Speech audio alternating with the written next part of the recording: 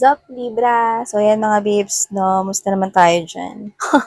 Anong atin? So, yun nga mga babes, no? Bago natin simulan ng reading na to, no, for you guys. No, reminders na hindi ito for everybody. So, just pick up the messages we think ay para sa'yo. At syempre, wala tayong gender dito, of course, no? Babae, lalaki, LGBT, welcome kayo dito mga babes. Yan, no? So, just take how this resonates. Lagi ko yung sinasabi, no?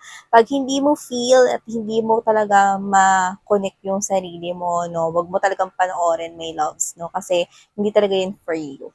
Okay? So, yan. No? Ayaw ko ito ma-stress. Okay? Kaya, kasi yung iba pinipilit nila, tapos naaway nila ako. Miss yan, hindi naman siya ganyan sa, babe, hindi naman pala siya yan eh. Ano, di ba? Nasa-stress yung mga kahit yung mga hindi, lahat ng zodiac signs, no, hindi lang Libra. No, pinapaalala ko lang sa inyo Libra, no, para hindi kayo magkuramintado. Pag hindi para sa inyo, wag niyong kuhain.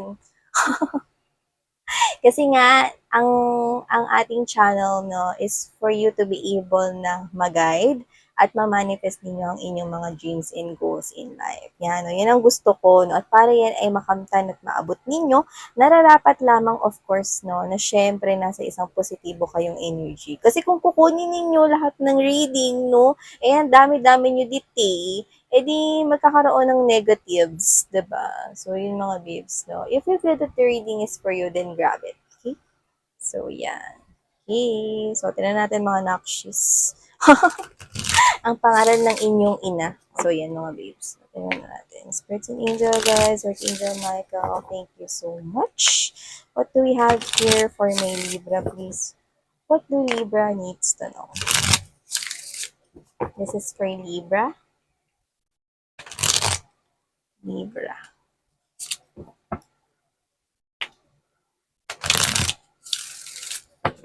Energy check-in for my Libra people, please. Libra.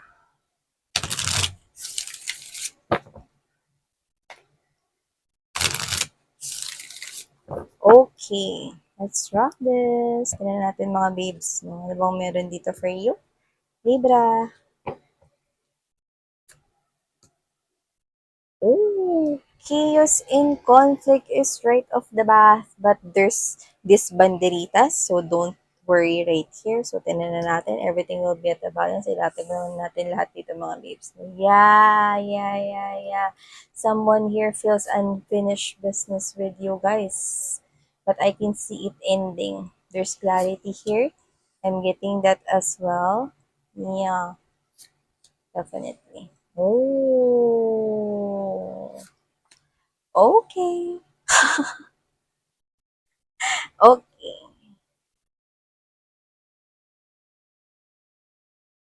Wow, Treasure Island is right here.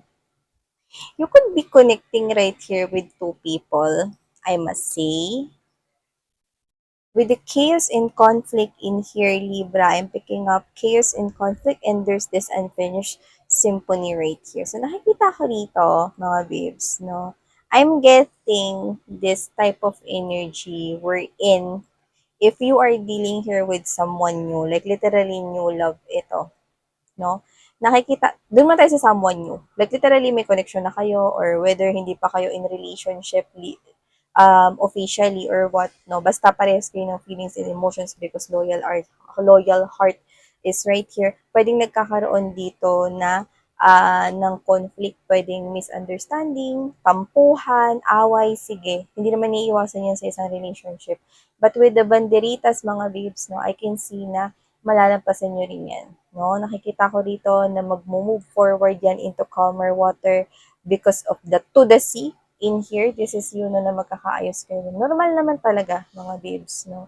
Na magkaroon rito ng tampuhan, no? Yung mga selos-selos yan, no? Kukuha ko kasi yung selos-selos. Selos-selos, kailangan dalawa. O kasi, di ba? So, whatever the case may be, nakikita ko dito, no, na kahit hindi selos, nakikita ko na magiging balance rin yan. Chaos and conflict na yan, no? Normal yan, no? Di ba with the unfinished symphony, hindi pa kayo tapos. Okay?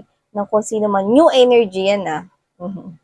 New energy yan. So, nakikita ko magkakaayos kayo rito for the next upcoming days kung magkaroon man rito ng maugong na alon, no? At yun nga yung chaos and conflict sa pagitan mo at ng partner mo or kung sino man yan, no? na in relationship ka na or not yet, pero parehas kayo ng feelings and emotions, nakikita ko kayong magkakaayos. Yan.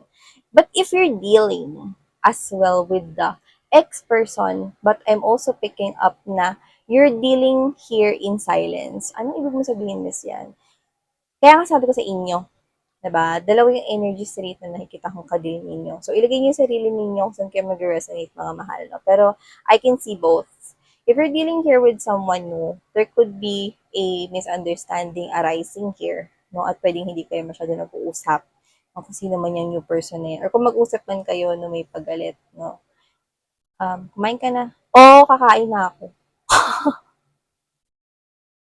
Ikaw naman maghugas yun kasi ako naghugas kahapon. Oo, sinabi ko bang hugasan mo yan? Yan, no. May ganun pero hindi pa kayo tapos. Away lang talaga yun, no? Kasi nagkakainisan, pwedeng selos-selos na, no? Or meron pang ibang issues. Pero meron pa ritong connecting in your energy silently. Okay? Feeling niya hindi pa kayo tapos. So this person here is parang nawala ng rhythm ang kanyang life with this unfinished symphony here. Para sa kanya, hindi pa kayo tapos. Kung sino man ito, might be your ex. Sinusubukan niya na mag-move forward palayo sa'yo, pero nakatigil ang kanyang bangka dito.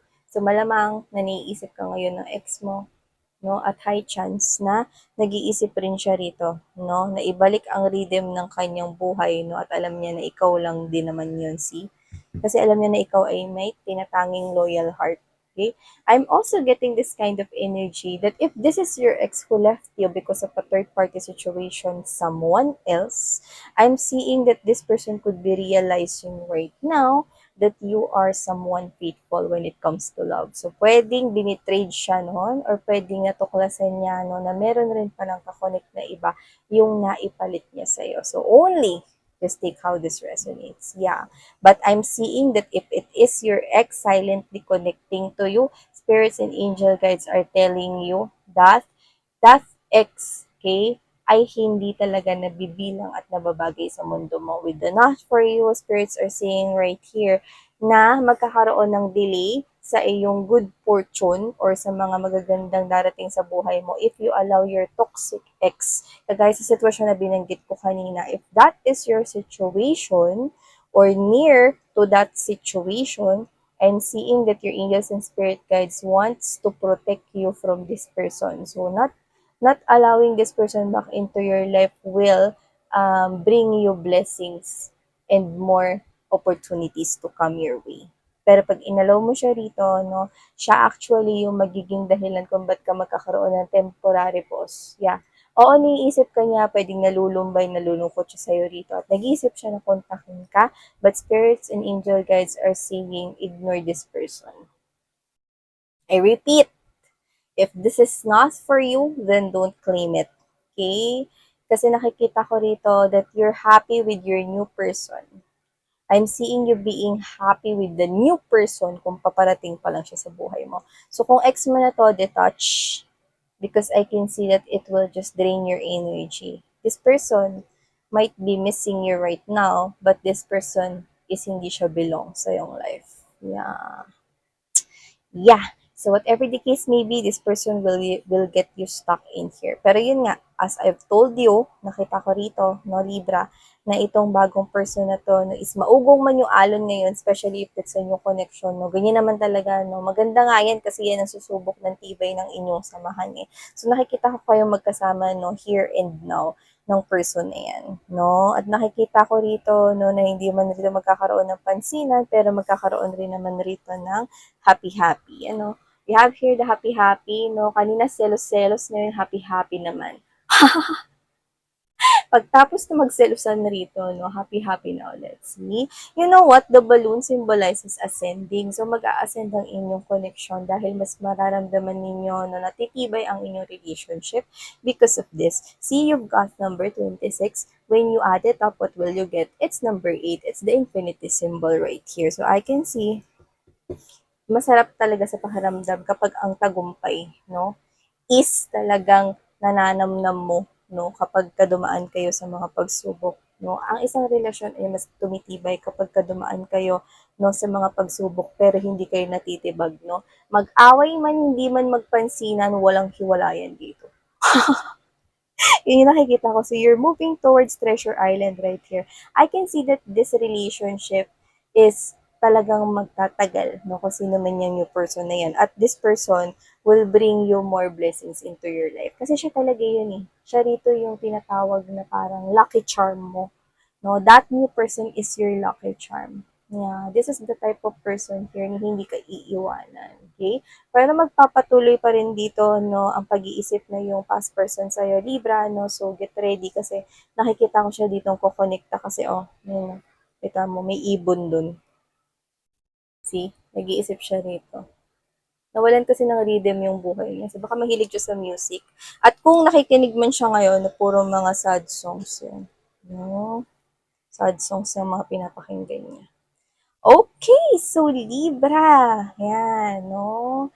So whatever it is, just take only what resonates with you. So thank you so much. Sarang love and life. Annyeong.